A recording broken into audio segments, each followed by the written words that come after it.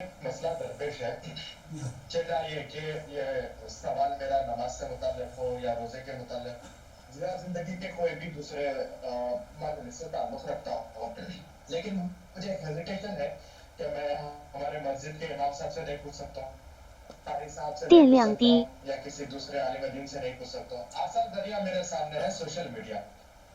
آپ کیا فرماتے ہیں کہ میں سوشل میڈیا کی طرف پہلے جاؤں یا پھر جو ہے ہمارے علماء سے رجوع کروں؟ بسم اللہ الرحمن الرحیم۔ یقیناً یہ ہر ایک کو درپیش مسئلہ ہے۔ آج ہر بچہ کیونکہ سوشل میڈیا اس کے لیے آسان ہو گیا اور آسانی کو چاہتا ہے، اور کچھ ایسے مسائل ہیں جس سے پوچھنے کو شرم آتی ہے۔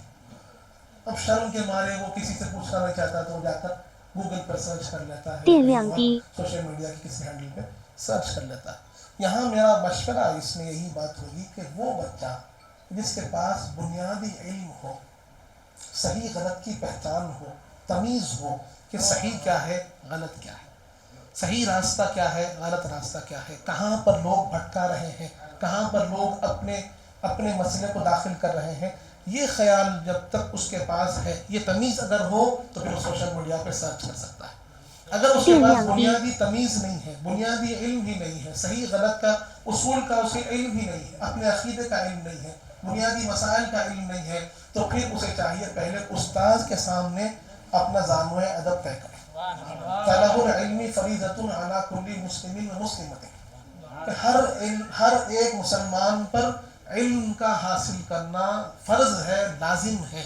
اور پھر جیسے میں نے عرض کیا کہ علم کے حصول کے لیے صحیح ذریعے سے علم لینا ضروری ہے، صحیح استاد سے علم لینا ضروری ہے، متقی پرہیزگار سے علم لینا ضروری ہے، جو صحیح علم حاصل کرا ہوا علم رکھا ہوا ہے اس سے سیکھنا ضروری ہے، ورنہ پھر گمراہی کے راستے کھل جاتے ہیں۔ اس لیے پہلے بنیادی علوم کے لیے ہمیں ایک استاذ کی ضرورت ہے۔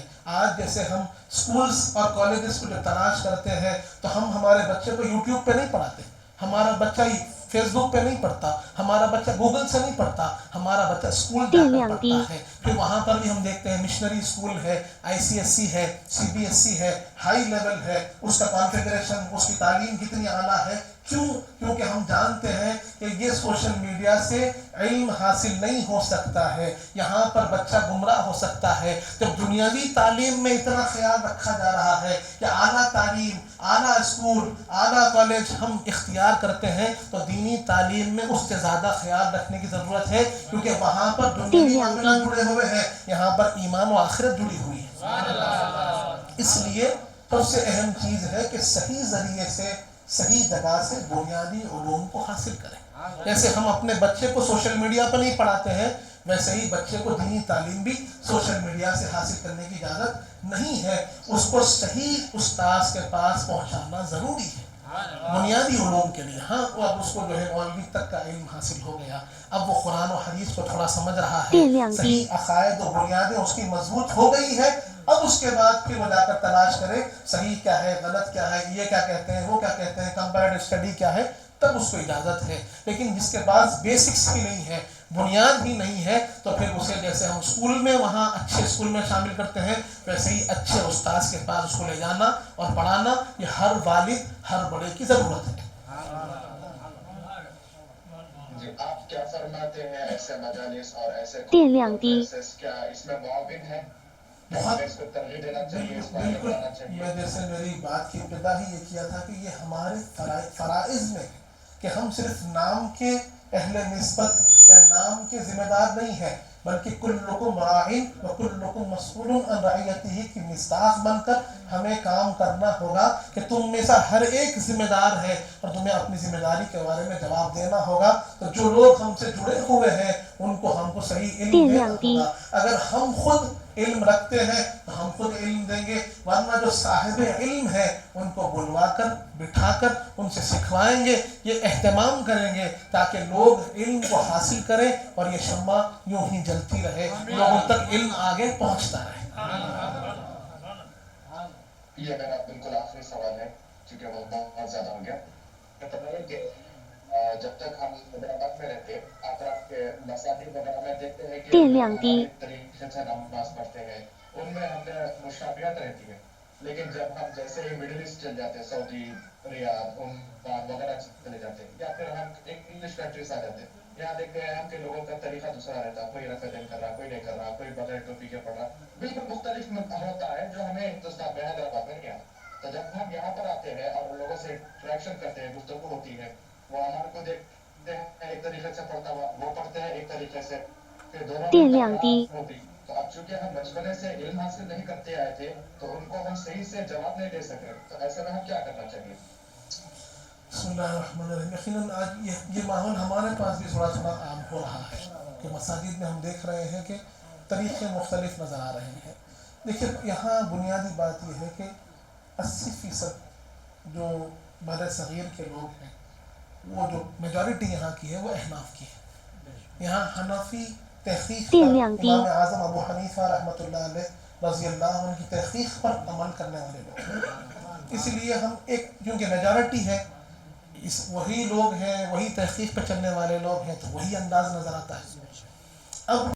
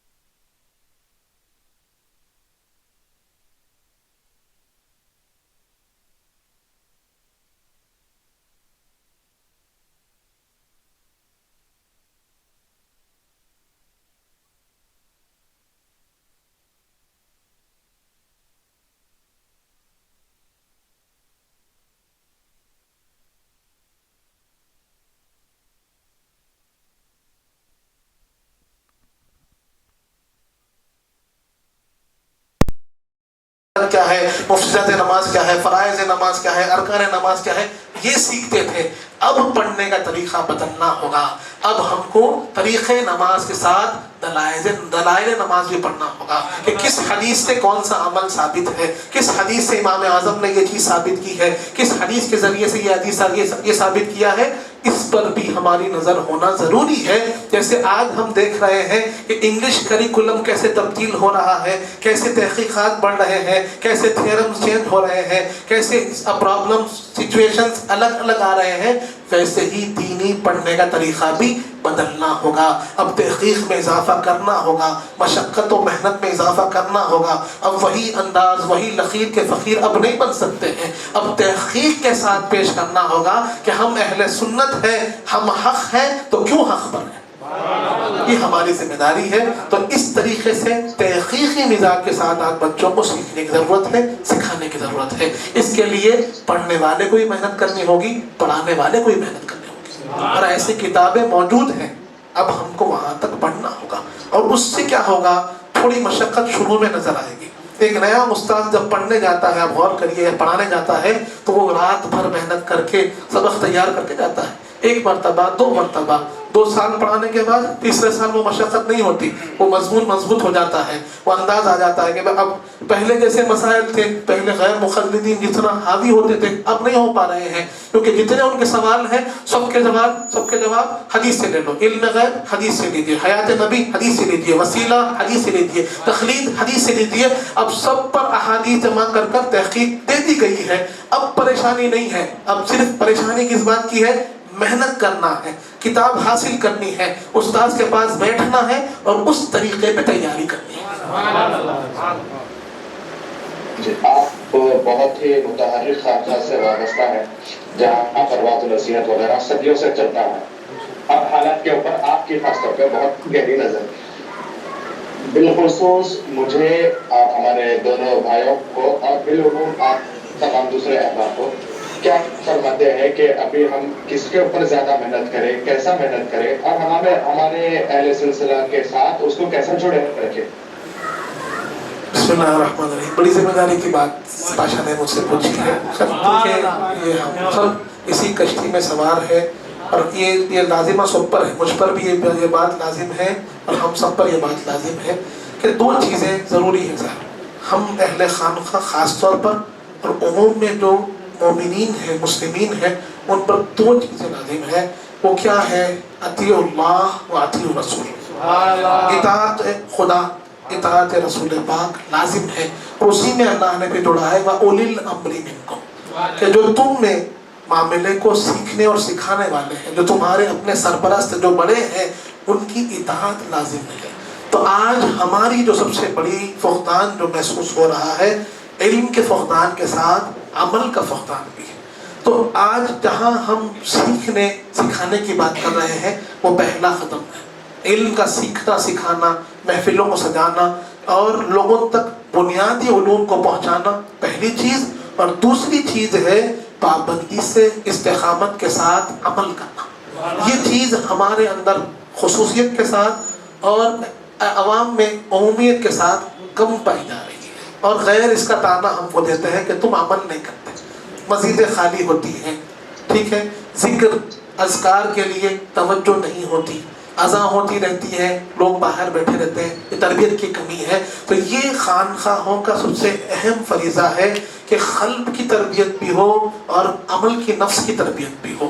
عمل کی تربیت ظاہر بھی سنوارا جائے، باطن بھی سنوارا جائے. اس کے لیے محنت کرنے کی ضرورت ہے. اس کے لیے ہم سب کو مشقت کرنے کی ضرورت ہے. اور اگر کچھ کہہ رہے ہیں تو اس پر پابندی کے ساتھ عمل بھی ضروری ہے. جیسے نماز کی اہمیت تو سنی تو پھر اس پر عمل آوری بھی ضروری ہے.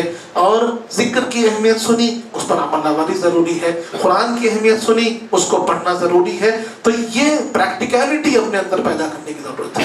اپنے آپ کو عملی نمونہ بنانے کی ضرورت ہے. صرف خیل خال نہیں بلکہ عمل. اور خانقاہوں کا ہمیشہ سے معاملہ یہ رہا، کہتے سادگی سے تھے لیکن ان کا عمل ایسی تبلیغ کرتا تھا کہ لوگوں کے دلوں پہ اثر ہو جاتا تھا. وہ دلوں پہ راج کرنے والے لوگ تھے.